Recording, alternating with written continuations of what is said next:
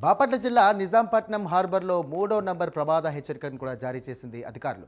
ఇక రేపల్లె డివిజన్లో తుఫాన్పై 10 కంట్రోల్ రూమ్లు కూడా ఏర్పాటు చేశారు. అదేవిధంగా 18 పునరావాస కేంద్రాలు కూడా సిద్ధంగా ఉంచారు. ఇక బోట్లన్నీ హార్బర్కే పరిమితమయ్యాయి. ఇక సహాయక చర్యలకు కోసం సూర్యలంకకు ఎన్డీఆర్ఎఫ్ బృందాలు చేరుకున్నాయి. మరోవైపు బాపట్ల నిజాంపేటలో వర్షం మొదలైంది.